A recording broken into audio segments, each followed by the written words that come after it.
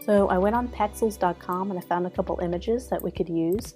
And what's wonderful about doing a digital campaign is you get to do something different with each platform. So I'm going to do a little bit of a tweak to what we were doing. And I'm going to do a little play on the shop, eat, play. So each one will be a different focus. So this one will be shopping. So we're going to go ahead and take our blue, just duplicating that. And we're just going to say shop. Make it a little bit flatter, make it big, so shop. Of course, I need to tweak that because that doesn't look very elegant, does it? Let's make all that 0. So shop, and then eat.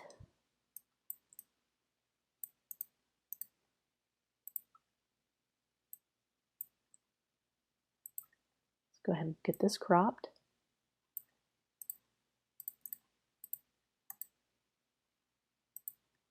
Now we may not need the blue, I'm not sure. Yeah, we're going to need the blue. But let's make it a little transparent. And let's reduce the space here. It's not so big. Trying to make it as elegant as possible. Let's make that 88 opacity. So shop, dine, and then this last one will be play.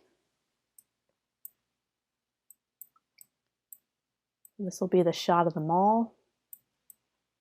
Of course, the client can probably provide that one for you. This is a horizontal photo, so I am going to have to crop some out, but that's just the nature of digital ads. You can't show everything, but you can do the best you can.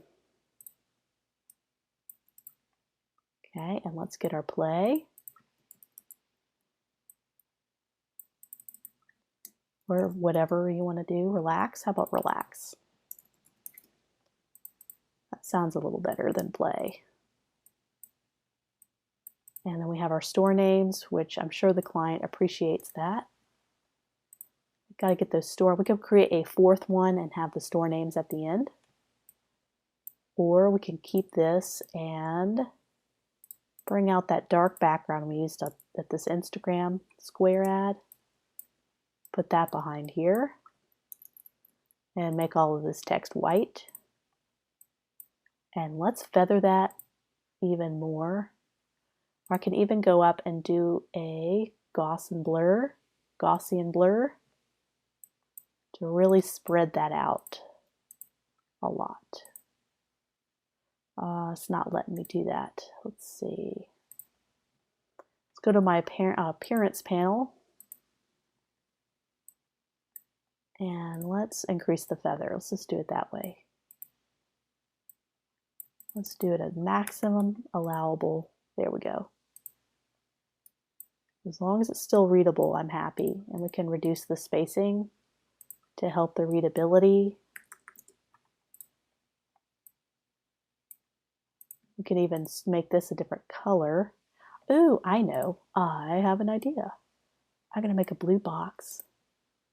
Get our blue color.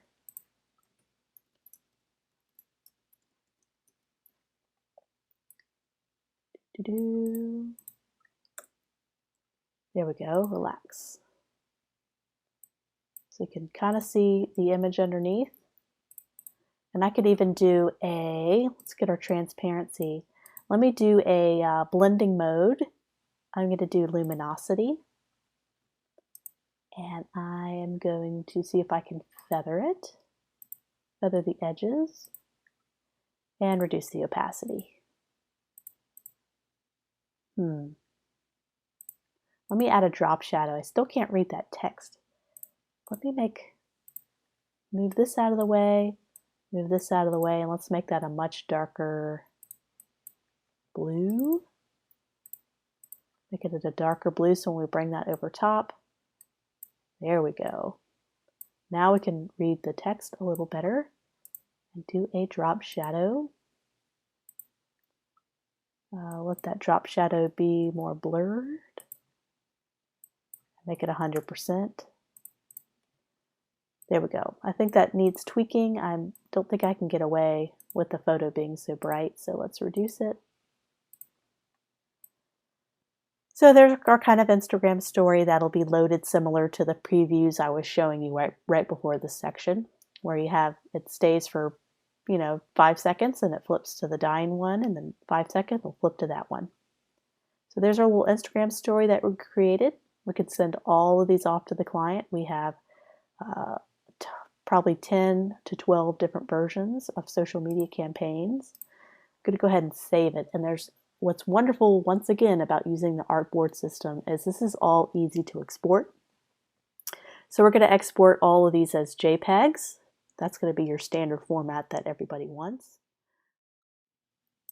So what's wonderful about using the artboard system in Adobe Illustrator is I can export these all in a few seconds. So once I'm happy and I'm ready to get some client approval on these, I'm going to go to File, Export, Export As, and I'm going to go ahead and click on the Use Artboards. It's going to clip everything down to the artboard. So if you don't click this, it'll export this really huge document. It'll include everything outside of your artboard, so you don't want to do that. So click on Use Artboards, and let's make this a JPEG. Click on Export, and I don't want to have the largest file possible, so I'm just going to back it off a notch to maybe 8. It doesn't matter. I'm just trying to make the file size a little smaller. And go ahead and click on Screen. Me personally, if I can get away with it, I will always export as high. Because a lot of this Facebook and Instagram, when you upload a 300 ppi, which is a really high resolution, print resolution quality, those those platforms will automatically resize it down to where it needs to be. So for me personally, I like uploading very high resolution and let them downgrade, as opposed to loading a 72 dpi and maybe I miss out on the opportunity to have a high resolution image somewhere. So me personally, I like to sometimes do medium or high. But 72 is your standard. That's the one that's most acceptable on digital, but I love to do a higher resolution. If the file size is too large, go back, do screen, it'll reduce the file size quite a bit. So if you have a problem with the file size being too large, stick with 72 dpi. But otherwise, I love my images looking great. So 300 ppi is what I recommend for exporting digital images. So right now it's exporting, and what's wonderful is I have all these exported as a JPEG. Instead of having all these individual files floating around, I have one file. My entire social media campaign for this mall is all right here. Instagram, Facebook, and I even have the stories. So here we are. Let me go ahead and double click on all these. We can preview, make sure they look good. Of course, I'm on a Mac right now, so it's going to look different for you. Love it. We can kind of take a look at our campaign, zoom out, kind of see if we like that particular look. See if we can't get client approval on a lot of these images. There's the profile pic. There's kind of a standard image that they could use. Great. I'm very happy with this campaign. I hope you enjoyed sitting along with me. I wanted to do kind of a raw, real, practical design project with you guys, and I didn't plan this ahead. I kind of, you could just kind of see exactly what I do for a real world client. I have a client just like this. I just changed the name just for privacy for my client. But this is real world stuff. This is stuff I do every day. This is how I make a lot of my money, is doing some of these digital ads. And of course, there's print campaigns as well. So I'd love to add that as an additional bonus part of the course, maybe in the coming months. But hopefully you had a great time and you learned a little bit about the process of how to do professional graphic design work.